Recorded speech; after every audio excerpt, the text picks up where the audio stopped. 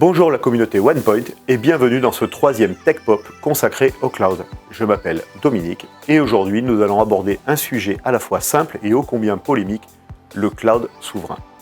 Pourquoi un concept en apparence aussi simple déchaîne-t-il tant les passions? Allez, on décrypte.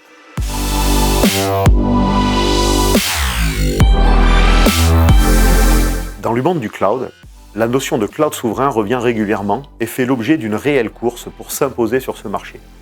Mais s'il n'y a à ce jour aucun gagnant, c'est que les choses ne sont pas aussi simples qu'il n'y paraît. Nous avons vu, dans les 2 premiers épisodes, que les entreprises abandonnent de plus en plus les salles serveurs classiques pour aller sur le cloud.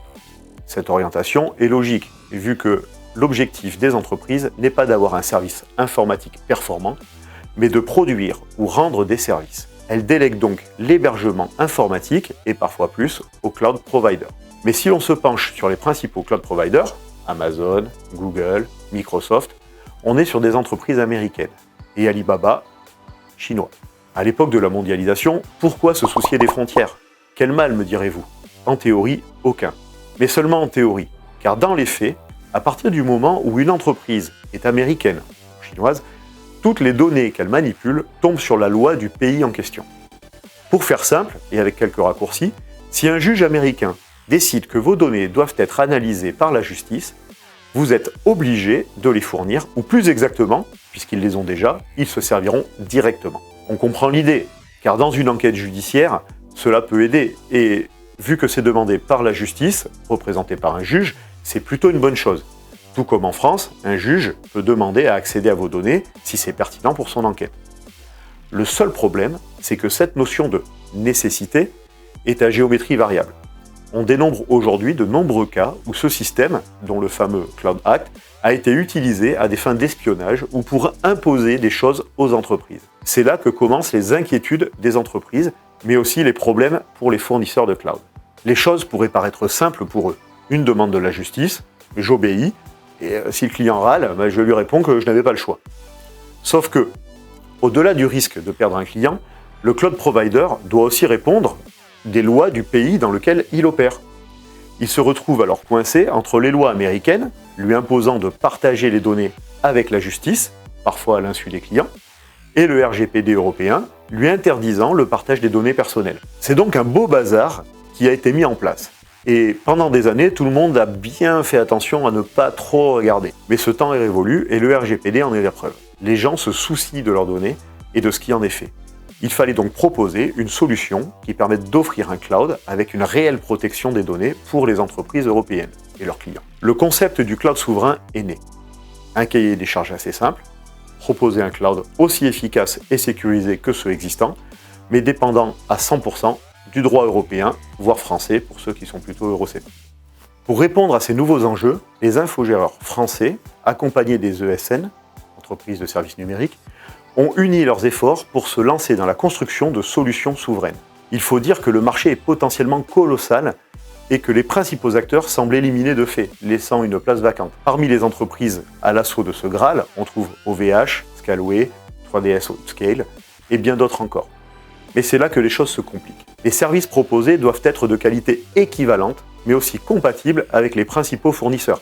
Car il est hors de question pour une entreprise qui a créé tout son SI sur un cloud public, de devoir tout recommencer sur un autre.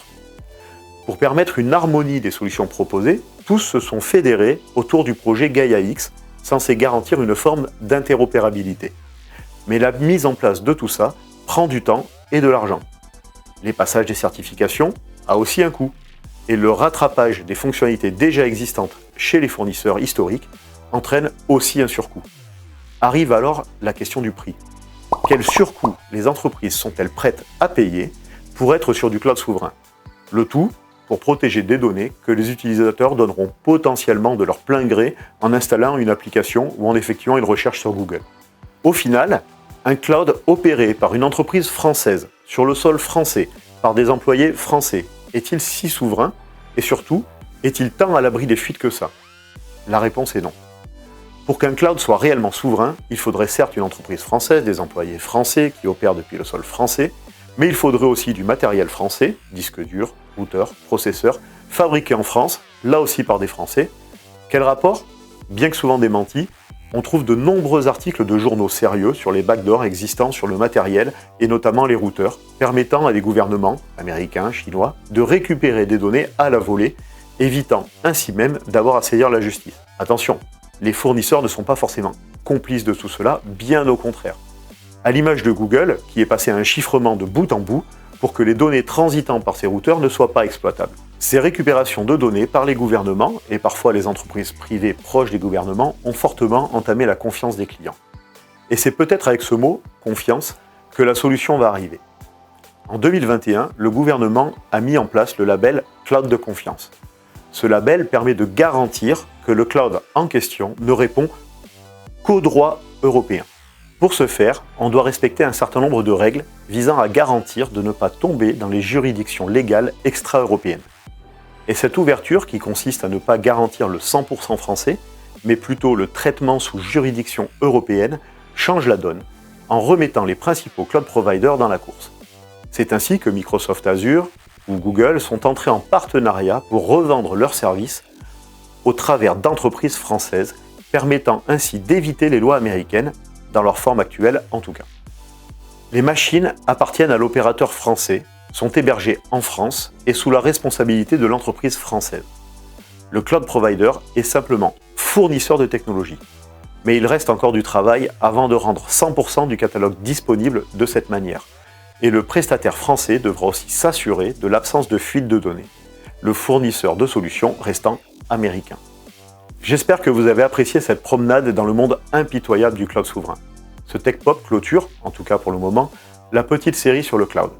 Si vous voulez voir d'autres sujets abordés, cloud ou autres, n'hésitez pas à me solliciter sur mon LinkedIn ou directement sur celui de OnePoint. Nous avons de nombreux experts qui ne demandent qu'à partager leurs connaissances. Pour ma part, je vous dis à bientôt sur TechPop.